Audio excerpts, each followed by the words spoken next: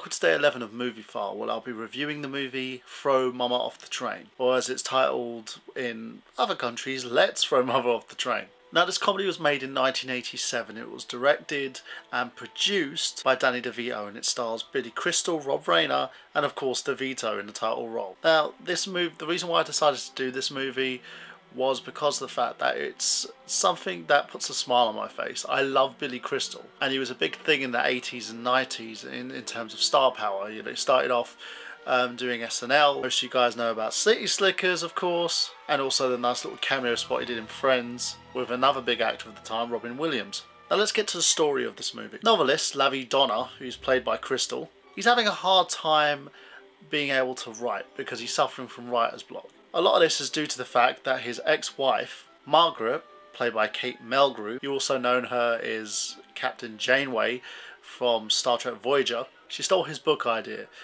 and garnered mainstream success from it. Owen Lift, played by Danny DeVito, is a tired middle-aged man who's basically looking after his mum. Now you see that in the scenes where he's with his mother, he always has these little fantasies of trying to kill her, including stabbing her in the ear, suffocating her with a pillow, and basically doing anything he can to get rid of her. Now, Owen is a student of Larry's class at a community college where he works at, because Larry just can't write anything. So in the process, Larry's losing his agent, he's losing his girlfriend, and he's basically just losing any motivation to write. Now, Owen keeps submitting manuscripts to Larry about certain books that he's writing, and Larry keeps stating to him that if he's writing a murder mystery or a crime thriller, he has to always put a motive forward, and within that motive he has to make sure that the motive is gotten rid of, so to speak. So he was asked to go and watch a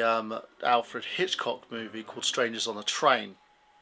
Now, Owen, being the dumb little shit that he is, assumes that Larry's telling him to do a switch up, because if you haven't seen the movie Strangers on a Train, it's about two guys who decide to kill each other's partners, so to speak. So one guy will kill the other guy's partner and the other guy will kill that guy's partner, sort of getting rid of the mess in general. And he assumes by doing this, because they have a lack of connection with each other's victims, so to speak, this would create the perfect alibi for either man. Now, by assuming this, Owen decides to phone Larry and say, oh look, you know, I'm taking your advice, don't worry, I'm going to do exactly what you told me to do.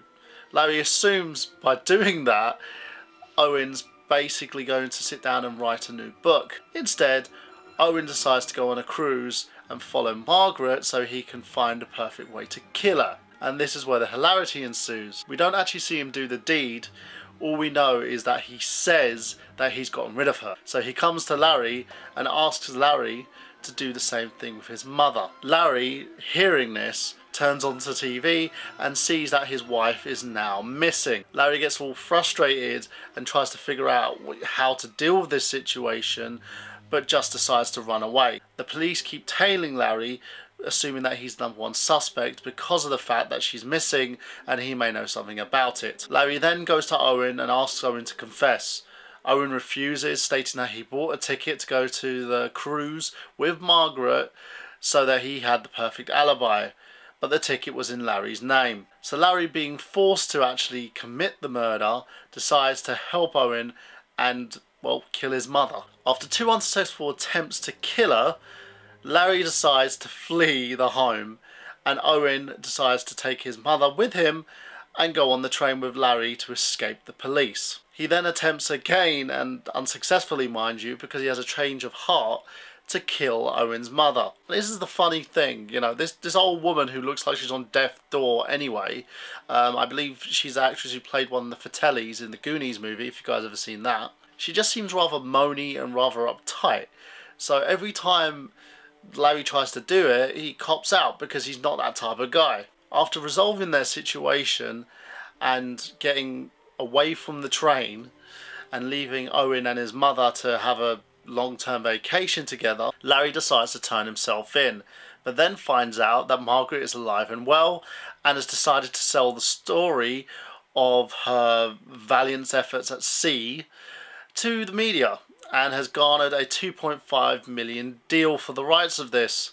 She then also decides to marry the fisherman who saved her from her doom, and Larry still can't catch a break. Finally, we go to the end of the movie where Larry has a dream sequence and realises that he had the perfect story all along, as he decides to write about the events leading up to the supposed death and his situation with Owen. Owen then calls Larry and decides to go up to see him. Larry asks him about his mum, and Owen tells him, oh, she's dead now, you know, she died of natural causes, I didn't do anything. They then discuss each other's books, as Owen states to him that he's done a book about his adventures with Larry. Larry, mind you, gets extremely pissed off, as this is the first book he's written in years. He then tries to throttle Owen, and then Owen gives him a free copy of the book just as he's about to do it, and realises that he hasn't actually written anything in the thriller context, but it's more just a children's pop-up book. The two rejoice as they sit on the beach together, having margaritas and just enjoying life. And this is where the film ends. Danny DeVito as Owen Lift, he plays the fool so well. This character is rather childish, you know, he's lived in a life with his mother for so long, and DeVito manages to encapsulate that within the character.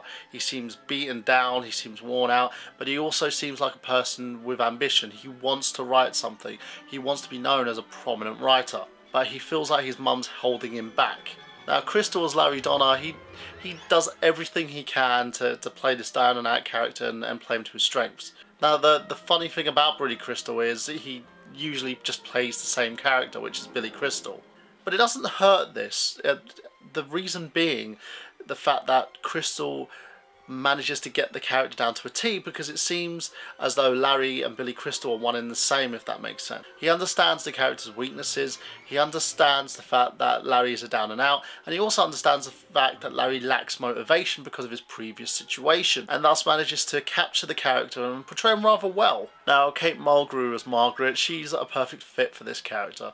Reason being is that she's very posh, she's very high strung, and she's very high maintenance. That's exactly how she represents herself, and the story is pretty well woven, despite the fact that DeVito does an okay job behind the camera as director, but breaks this film down to simplistic components of the text, so it allows you to gain a normal perspective. Anyone can watch this movie and understand the story behind it. Now that leads me to my rating. Now, as you know, my rating goes from 1 to totally shit to 5 as the best thing I've ever seen. I give this movie a 3. Reason being, it's not the best Billy Crystal movie that I've ever seen, but it still puts a smile on my face. And DeVito has done so much more in terms of what characters he's able to portray, due to the fact that the guy he's better being an asshole. A dumb arsehole, mind you, which is what he's playing in Always Sunny in Philadelphia, but an arsehole nonetheless. When he tries to play the childlike, simplistic person,